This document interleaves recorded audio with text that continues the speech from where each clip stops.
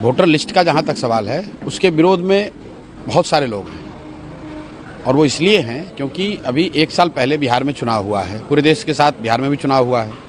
Election commission ने ही voter list बनाया, उसके आधार पर उसी वोटर लिस्ट में जिनका नाम था उन्होंने पार्लियामेंट का इलेक्शन किया है, प्राइम मिनिस्टर का चुनाव हुआ है। अब साल भर में ऐसा क्या हो गया कि उस पूरे वोटर लिस्ट में आपको इंटेंसिव रिवीजन की ज़रूरत है? भाई हम लोग की तो यही मांग है कि जो 2024 में लोकसभा चुनाव के लिए जो वोटर लिस्ट का इस्तेमाल किया गया है उसी का इस्तेमाल इस बार भी होना चाहिए। अब उसमें जो संशोधन करना है, कोई 18 वर्ष से ज़्यादा का अगर है, 1 जनवरी 2025 को हो गया तो उसका नाम जोड़ दीजिए। अगर किसी की मृत्यु हो गई है या कोई पलायन कर गया है, छोड़कर चला गया है, उसका नाम काट दीजिए। इसके अलावा और कोई उसमें संशोधन की ज़रूरत समझ में नहीं आती है।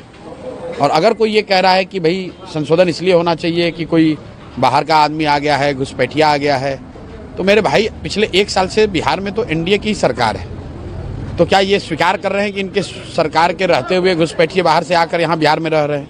बाहर से लोग आ गए, रिफ्यूजी आ गए, शरणार्थी आ गए, आतंकवादी आ गए, कौन आ गया? और आया तो क्या यहाँ बिहार सरकार सो रही है? बीजेपी वाले जो ऐसे बेवकूफ़ लोग हैं, अरे भाई अगर घुसपैठिए बिहार में आ गए तो सरकार तुम चला रहे हो, तो घुसपैठियों को क्यों नहीं पकड़ा? तो घुसपैठियों को क्या बीजेपी वाले बिहार में लेकर आए हैं? 50 लाख बिहार के बच्चे जो बाहर मजदूरी कर रहे हैं, क्या वो बिहार के लिए घुसपैठिए हैं? उनको मत का अधिकार होना चाहिए कि नहीं होना चाहिए? अगर कोई आदमी यहाँ से जाकर गुजरात में, महाराष्ट्र में नौकरी मजदूरी कर रहा है और चुनाव के समय में आकर यहाँ वोट करना चाहता है, तो उसको मत का अधिकार होना चाहिए कि नहीं होना चाहिए? तो क्या इलेक्शन कमीशन ये मान रहा है कि अभी जो 2024 में लोकसभा का चुनाव हुआ वो शुद्ध मतदाता सूची से चुनाव नहीं हुआ था?